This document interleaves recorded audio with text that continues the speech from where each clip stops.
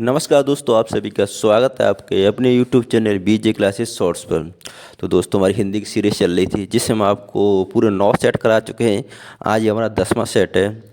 तो चलिए दोस्तों, स्टार्ट करते हैं बिना किसी देरी के। अगर आपको हमारा वीडियो अच्छा लगे तो वीडियो को लाइक करें, और आपने चैनल को सब्सक्राइब नहीं किया है दोस्तों, चैनल को सब्सक्राइब जरूर कर लें। और अपना स्कोर हमें कमेंट बॉक्स में जरूर बताएं कि आपने 37 में से दोस्तों कितने क्वेश्चन सही किए। तो क्वेश्चन नंबर पहला देखते हैं दोस्तों। क्वेश्चन दे रखा है, इनमें से स्त्रीलिंग शब्द कौन सा होगा दोस्तों, हमें बताना है इसमें से। तो स्त्रीलिंग शब्द है वो कौन सा होगा। देखो पर्वत, तो हम पर्वत की बात करें तो पर्वत को हम कैसे पढ़ सकते हैं। जैसे पर्वत को उठाया, जैसे हनुमान जी ने पर्वत को उठाया, तुम्हारा क्या ये पुल्लिंग बन जाएगी, स्त्रीलिंग नहीं है। बात करें मोती, मोती चुना, मोती चुने, ऐसा तो नहीं मोती चुनी, ऐसा तो नहीं लिखते हैं ना। बात करते हैं पत्थर, जैसे पत्थर को तोड़ा, तो ऐसा तो नहीं लिखते कि पत्थर को तोड़ी। तो इसका बचा क्या हमारा, देखो ये भी हमारा पुल्लिंग होगा, ये भी पुल्लिंग होगा और ये भी पुल्लिंग होगा। बचा क्या, ख्याति। तो दोस्तों ख्याति क्या हो जाएगा, तो ख्याति हो जाएगा हमारा स्त्रीलिंग, यानी कि जो हमारा ऑप्शन सही होगा दोस्तों वो हमारा ऑप्शन नंबर बी सही हो जाएगा। ठीक है, चलिए अगले क्वेश्चन की बात करते हैं। क्वेश्चन नंबर दूसरा, तो क्वेश्चन नंबर दूसरा दे रखा है, मैं चाहता हूँ कि तुम्हारे साथ खेलूँ। मैं चाहता हूँ कि तुम्हारे साथ खेलूँ। इसमें दोस्तों इसमें किस प्रकार का वाक्य, ये हमें बताना है। इसमें किस प्रकार का वाक्य होगा, क्या निषेध वाक्य होगा या संयुक्त वाक्य होगा या मिश्र वाक्य होगा, दोस्तों बताइए। तो इसमें जो जो वाक्य होगा दोस्तों, ये कि दूसरे शब्द से जुड़ा हुआ है, तो इसमें क्या हो जाएगा, दूसरे वाक्य से ये जुड़ा हुआ शब्द है, तो दोस्तों क्या हो जाएगा, मिश्र वाक्य हो जाएगा। ठीक है, यानी कि ऑप्शन नंबर सही होगा दोस्तों हमारा, सी सही होगा, नहीं मिश्र वाक्य हो जाएगा ये हमारा। यानी जो कोई वाक्य जो दूसरे शब्द दूसरे वाक्य से जुड़ा होता है वो मिश्र वाक्य। जैसे मैं चाहता हूँ कि, मैं चाहता हूँ, अगर इतना ही छोड़ देंगे तो ये हमारा पूरा वाक्य नहीं हो पाएगा। अब यहाँ के जुड़ गया, अब किससे जुड़ गया, मैं चाहता हूँ कि तुम्हारे साथ खेलूँ। ठीक है, तुम्हारे क्या हो जाएगा, ये मिश्र वाक्य हो जाएगा। चलिए अगले क्वेश्चन की बात करते हैं। वह साल भर अनुपस्थित रहा, इस वाक्य में किस प्रकार के क्रिया विशेषण का प्रयोग हुआ दोस्तों, बताइए। वो साल भर, इसमें क्या दोस्तों, टाइम की बात हो रही है, किसकी बात हो रही है दोस्तों, इसमें समय की बात हो रही है। तो क्या हो जाएगा दोस्तों ये, तो इसमें हो जाएगा कालवाचक विशेषण। कौन सा विशेषण हो जाएगा दोस्तों, इसमें हो जाएगा कालवाचक विशेषण हो जाएगा। ठीक है, चलिए अगले क्वेश्चन की बात करते हैं। बराबर का विलोम शब्द क्या होगा, जो बराबर का जो विलोम शब्द क्या होगा दोस्तों, ये बताना है। बराबर का जो विलोम होगा वो क्या होगा दोस्तों, बराबर का विलोम होगा वो होता है हमारा सभ्य होता है। क्या होता है दोस्तों, ऑप्शन नंबर बी, जो बराबर का विलोम होता है वो होता है सभ्य। ठीक है, तो पंडित का विलोम क्या होता है दोस्तों, जो पंडित का विलोम की बात करें तो पंडित का विलोम होता है वो होता है मूर्ख होता है। क्या होता है दोस्तों, पंडित का विलोम होता है मूर्ख होता है। ठीक है, और संगत का बात करें तो संगत का क्या होता है दोस्तों, संगत का होता है असंगत होता है। संगत का क्या होता है दोस्तों, असंगत होता है। संगत का विलोम क्या होता है, असंगत होता है। बलिष्ठ का क्या होता है दोस्तों, बलिष्ठ का होता है दुर्बल। वरिष्ठ का विलोम क्या होता है दोस्तों, वरिष्ठ का विलोम होता है वो होता है दुर्बल होता है। ठीक है, चलिए अगले क्वेश्चन की बात करें। अगला क्वेश्चन दे रखा है पांचवा क्वेश्चन।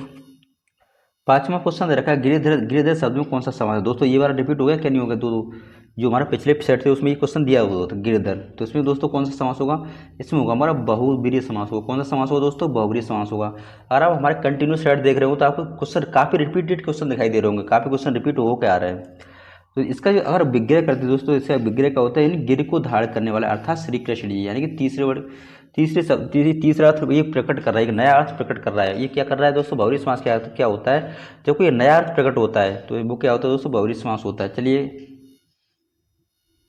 पहला विश्व हिंदी सम्मेलन किस वर्ष संपन्न हुआ था दोस्तों, पहला विश्व हिंदी सम्मेलन किस वर्ष संपन्न हुआ था, ये हमें बताना है। बताइए, जो पहला विश्व हिंदी सम्मेलन था वो किस वर्ष संपन्न हुआ था दोस्तों, तो वो हुआ था 1975 में। कब हुआ था दोस्तों, जो पहला विश्व हिंदी सम्मेलन था वो 1975 में संपन्न हुआ था। यानी 10, ये इसका डेट थी वो थी 10 जनवरी से लेके 14 जनवरी तक। किस कौन सी डेट थी दोस्तों, जैसे जनवरी से लेके 14 जनवरी से डेट थी। और ये कहाँ पर हुआ था दोस्तों, नागपुर महाराष्ट्र के अंदर हुआ था। कहाँ पर हुआ था, नागपुर महाराष्ट्र में हुआ था। ठीक है, चलिए अगले क्वेश्चन की बात करते हैं। क्वेश्चन नंबर 7वां, क्वेश्चन नंबर 7वां दे रखा है, भारतीय संविधान के किस अनुच्छेद में उच्चतम न्यायालय, भारतीय संविधान के किस अनुच्छेद में उच्चतम न्यायालय और उच्च न्यायालय की कार्यवाहियों में प्रयुक्त भाषा के संबंध में उल्लेख है, बताइए किस अनुच्छेद में दोस्तों ये।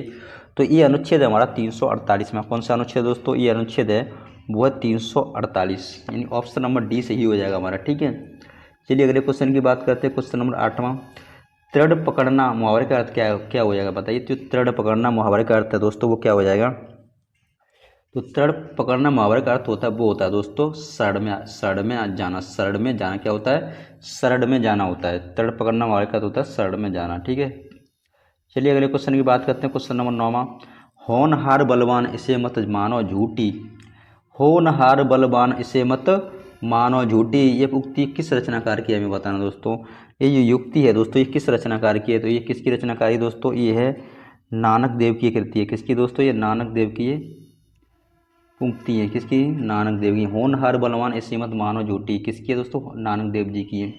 चलिए अगले क्वेश्चन की बात करते हैं। क्वेश्चन नंबर 10वां। क्वेश्चन नंबर 10वां देखा, वैज्ञानिक तथा तकनीकी शब्दावली आयोग भारत सरकार के किस मंत्रालय के तहत है? बताइए। यानी कि वैज्ञानिक तथा तकनीकी शब्दावली आयोग भारत सरकार के किस मंत्रालय के तहत है, ये हमें बताना है दोस्तों। तो बताइए इसका सही ऑप्शन है हमारा वो कौन सा हो जाएगा? तो इसका सही ऑप्शन है दोस्तों वो हो जाएगा हमारा शिक्षा मंत्रालय। किसके अधीन है दोस्तों? ये शिक्षा मंत्रालय के अधीन है। ठीक है, इसकी जो स्थापना की बात करें दोस्तों, तो इसका गठन हुआ था वो 1 अक्टूबर 1961 को हुआ था। किसका हुआ था दोस्तों? 1 अक्टूबर 1961 को हुआ था। चलिए अगले क्वेश्चन की बात करते हैं। क्वेश्चन नंबर 11, आप यहीं आइए अन्यत्र न जाइए। इस वाक्य में अन्यत्र किस प्रकार का विशेषण है दोस्तों? अन्यत्र किस प्रकार का विशेषण है दोस्तों? बताइए इसमें। तो अन्यत्र विशेषण है दोस्तों वो हो जाएगा स्थानवाचक, यानी किसी स्थान, क्या अन्यत्र यानी कि किसी अन्य स्थान पर मत जाइए, यानी कि किसी स्थान की बात हो रही तो हमारा स्थानवाचक इसमें क्रिया विशेषण हो जाएगा, यानी ऑप्शन नंबर हमारा सी सही हो जाएगा।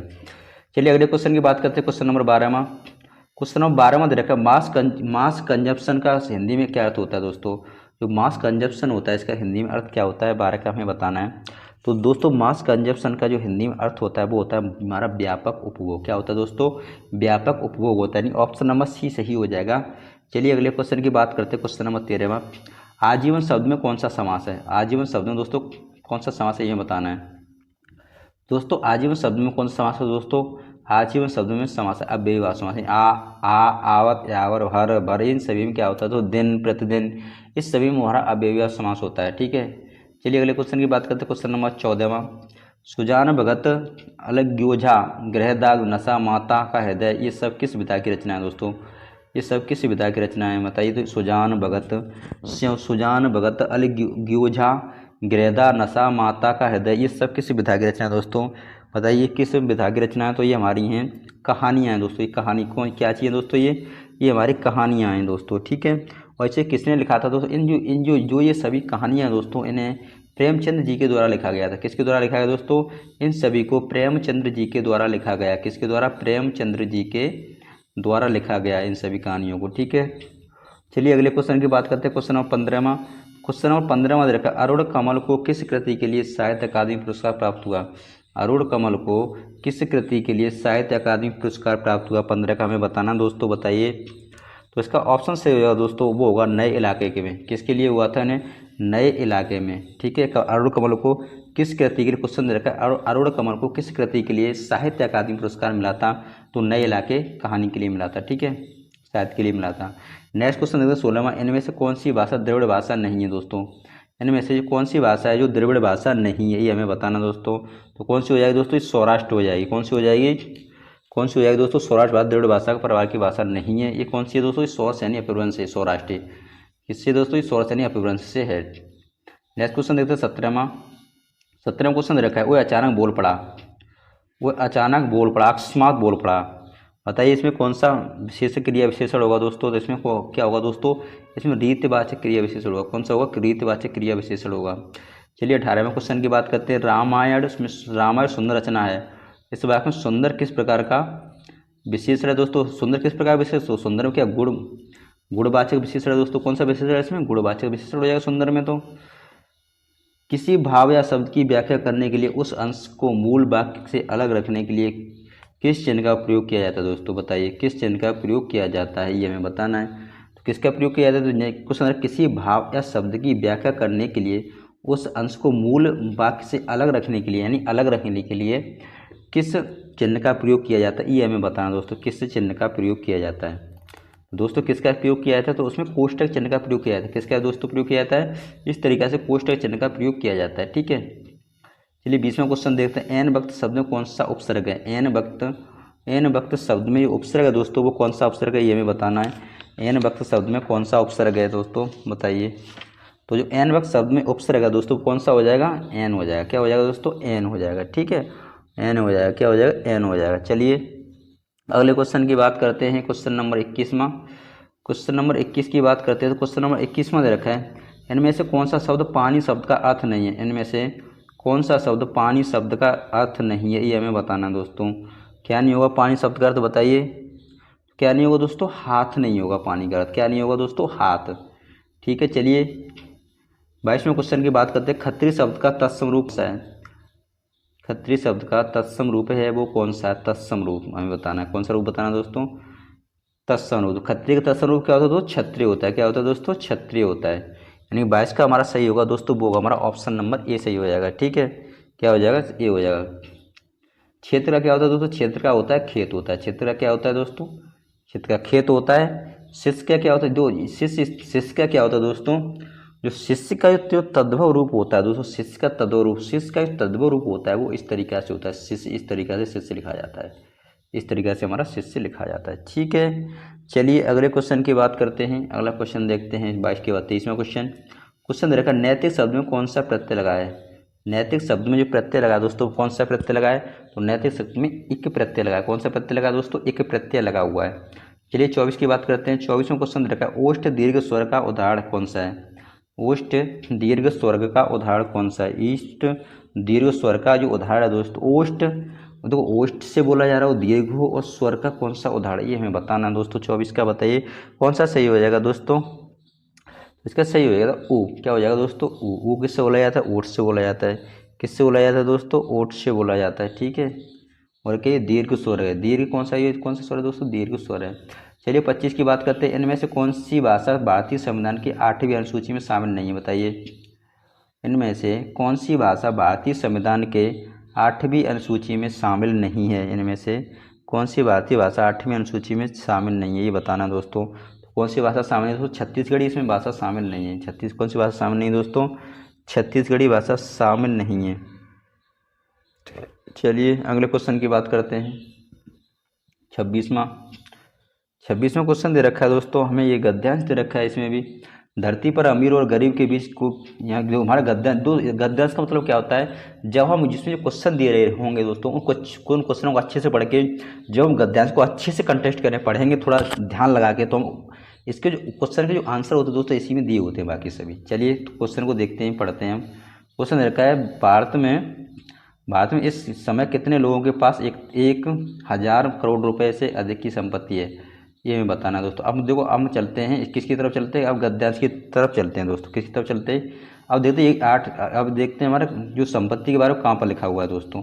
तो हम ऑप्शन, ऐसा नहीं ऑप्शन पे ध्यान मार के भी चलेंगे, ऑप्शन की तरफ भी देख के चला करेंगे। ठीक है, तो चलिए तो देखो हमने देखते हैं। तो चलिए 1,000 करोड़ रुपए के लिए अधिक संपत्ति की लोगों की संपत्ति का मतलब 25% है भारत के उभरती। तो यहाँ पे 2018 में निजी थी, 2018 में निजी थोड़ा कट रहा ऊपर, और हाँ ऊपर और दे रखा है दोस्तों, ये दे रखा है दो। हाँ, धरती पर अमीर और गरीब, और धरती पर अमीर और गरीब के बीच की खाई चौड़ी होती जा रही है। हाल ही में संयुक्त राष्ट्र मानव विकास के सूचकांक से इस बात से पुष्टि हुई है कि भारत में भी इस रुझान से अछूता नहीं है।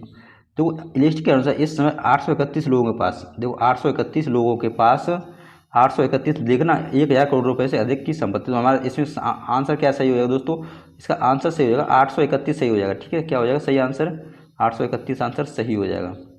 चलिए अगले क्वेश्चन की बात करते हैं, 27वां क्वेश्चन देखा, निजी संपदा 2022 तक कहाँ पहुँचने की उम्मीद है। निजी संपदा 2022 तक कहाँ पर पहुँचने की उम्मीद है, ये हमें बताना है। तो बताइए दोस्तों इसका सही आंसर है वो कौन सा हो जाएगा। तो इसका सही आंसर होगा 5,000 ट्रिलियन डॉलर तक। क्या हो जाएगा दोस्तों, 5,000 ट्रिलियन डॉलर तक। जब इसमें देखें तो हमारा सारे के सारे आंसर इसमें मिल जाते हैं। 28 की बात करते हैं दोस्तों। 28 में उक्त अनुच्छेद के अनुसार इनमें से कौन सा कथन सही है। उक्त अनुच्छेद के अनुसार इसमें कौन सा कथन सही है। तो इसका सही आंसर होगा ऑप्शन नंबर हमारा सी, यानी कि भारत उभरती हुई अर्थव्यवस्था है लेकिन विकास का लाभ सबको बराबर नहीं मिल रहा है। लेकिन क्या है, तो विकास का जो उपक्रम है वो सभी को बराबर नहीं मिले, यानी ऑप्शन नंबर सी सही हो जाएगा हमारा। चलिए अगले क्वेश्चन की बात करते हैं। क्वेश्चन नंबर 29वां क्वेश्चन रहेगा, 14 सितंबर को किस दिवस के रूप में मनाया जाता है। 14 सितंबर को किस दिवस के रूप में मनाया जाता है, ये हमें बताना है दोस्तों। 14 सितंबर को किस दिवस के रूप में मनाया जाता है। तो 14 सितंबर को किस दिवस के रूप में मनाया जाता है दोस्तों, हिंदी दिवस के रूप में मनाया जाता है। किसके रूप में मनाया जाता है दोस्तों, विश्व हिंदी दिवस के रूप में मनाया जाता है इसको, हिंदी दिवस के रूप में मनाया जाता है दोस्तों। किसके रूप में मनाया जाता है? हिंदी दिवस के रूप में मनाया जाता है। अब बात करते हैं विश्व हिंदी दिवस। तो विश्व हिंदी दिवस कब मनाया जाता है दोस्तों? विश्व हिंदी दिवस 10 जनवरी को मनाया जाता है। कब मनाया जाता है दोस्तों? 10 जनवरी को विश्व हिंदी दिवस मनाया जाता है। और मातृभाषा दिवस कब मनाया जाता है दोस्तों? मातृभाषा दिवस मनाया जाता है 21 फरवरी को। कब मनाया जाता है दोस्तों? 21 फरवरी को मातृभाषा दिवस मनाया जाता है, 21 फरवरी को। और अनुवाद दिवस कब मनाया जाता है दोस्तों? अनुवाद दिवस मनाया जाता है 30 सितंबर को। कब मनाया जाता है दोस्तों? 30 सितंबर को अनुवाद दिवस मनाया जाता है। चलिए अगले क्वेश्चन की बात करते हैं। अगला क्वेश्चन देखते हैं 30वां क्वेश्चन देखा, आप यात्रा न कीजिए, ये किस प्रकार का वाक्य? आप यात्रा न कीजिए, तो कौन सा वाक्य हो जाएगा दोस्तों? ये निषेधात्मक वाक्य। कौन सा वाक्य दोस्तों? ये निषेधात्मक वाक्य। इसमें क्या दे रखा है? न दे रखा है, नहीं का वो इसमें दे रखा है ना, तो इसमें कौन सा है? निषेधात्मक वाक्य। ऑप्शन नंबर हमारा ए सही हो जाएगा। चलिए अगले क्वेश्चन की बात करते हैं। क्वेश्चन नंबर 31वां, हृदय में मूल रूप से विद्यमान रहने वाले भावों की संज्ञा दी। अगला क्वेश्चन क्या दे रखे हैं? हृदय में मूल रूप से विद्यमान रहने वाले भावों को क्या संज्ञा दी जाती है? हृदय में मूल रूप से विद्यमान रहने वाले भावों को क्या संज्ञा दी जाती है? इसका आंसर सही होगा, क्या होगा दोस्तों बताइए? इसका सही आंसर होगा स्थायी भाव। क्या चाहिए दोस्तों? स्थायी भाव हो जाएगा। चलिए अगले क्वेश्चन की बात करते हैं। क्वेश्चन नंबर 32वां क्वेश्चन दे रखा है, राम एक पुस्तक मुझे दो। राम एक पुस्तक मुझे दो, इस वाक्य में किस प्रकार का विशेषण है दोस्तों? बताइए, संख्यावाचक विशेषण है या परिमाणवाचक विशेषण है या सर्वनाम विशेषण है या गुणवाचक विशेषण? यानी कि यहाँ पे बात हो रही है एक की। दोस्तों किसकी बात हो रही है यहाँ पे दोस्तों? यहाँ पे बात हो रही है एक की। किसकी? एक की। एक तो एक किस प्रकार का विशेषण है ये हमें बताना दोस्तों। तो बताइए एक के किस प्रकार का विशेषण है दोस्तों? तो एक है हमारा संख्यावाचक विशेषण है। 1 2 3 4 5 6 7 8 9 10 ये क्या होते हैं सभी दोस्तों? ये संख्यावाचक विशेषण होते हैं। कुकुरमुत्ता के कवि कौन है? जो कुकुरमुत्ता के लेखक कौन है दोस्तों? ये हमें बताना है। तो कुकुरमुत्ता के लेखक कौन है दोस्तों? वो है सूर्यकांत त्रिपाठी निराला जी। ठीक है, कौन है दोस्तों? सूर्यकांत त्रिपाठी निराला जी कुकुरमुत्ता के लेखक हैं। चलिए अगले क्वेश्चन की बात करते हैं। क्वेश्चन नंबर 34वां। तो क्वेश्चन नंबर 34वां दे रखा है दोस्तों, वो दे रखा है सही वर्तनी वाला शब्द कौन सा है? प्रथमाक्षर, प्रथमाक्षर, प्रथमाक्षर, प्रथमाक्षर। तो बताइए दोस्तों इसका सही आंसर है वो कौन सा बन जाएगा? इसका सही आंसर बनेगा प्रथमाक्षर, यानी कि ऑप्शन नंबर सी। क्या हो जाएगा दोस्तों? प्रथमा अक्षर, प्रथमा और ये क्षर यानी कि प्रथमाक्षर हो जाएगा। ठीक है, प्रथमाक्षर इस तरीक़ा से। चलिए नेक्स्ट क्वेश्चन की बात करते हैं। 35वां क्वेश्चन नंबर 35वां दे रखा है, मजदूर को मजदूरी दीजिए। मजदूर को मजदूरी दीजिए सम करता अनेक कर्म को। क्या हो जाएगा दोस्तों? इसमें कौन सा कारक होगा दोस्तों? कारक बताना है दोस्तों। इसमें कौन सा कारक हो जाएगा? इसमें हो जाएगा कर्म कारक। ये भी सभी जो पिछले जो वीडियो है उनमें सभी में आपको काफ़ी बार बता चुका हूँ। ये कारक बार सब ये पिछले जो वीडियो थे उनमें सभी में आ चुके हैं दोस्तों ये। ठीक है, चलिए 35 के बाद 36वें क्वेश्चन की बात करते हैं। 36वां क्वेश्चन हमारा क्या रखा है? वह कविता गायन करती है, इस वाक्य में क्रिया का किस काल का बोध हो रहा है? वह कविता का गायन करती है सामान्य भूत का, सामान्य भविष्य का, अपूर्व वर्तमान का, सामान्य वर्तमान का। बताइए 36 का कौन सा सही होगा इसका दोस्तों? तो इसका सही होगा सामान्य वर्तमान काल की बात हो रही है दोस्तों। किसकी बात हो रही है? इसमें सामान्य वर्तमान काल की बात हो रही है। चलिए अगले क्वेश्चन को देखते हैं। अगला क्वेश्चन दे रखा है, हिमालय का सही संधि विच्छेद कौन सा होगा? तो हिमालय का सही संधि विच्छेद क्या होता है दोस्तों? हेमो प्लस के आलय। क्या होता है? हेमो प्लस के आलय, यानी ऑप्शन नंबर डी सही हो जाएगा। ये क्या होता है दोस्तों? हेमो प्लस के आलय, हेमो प्लस के आलय यानी कि हिमालय, हेम प्लस के आलय, हिमालय। ठीक है।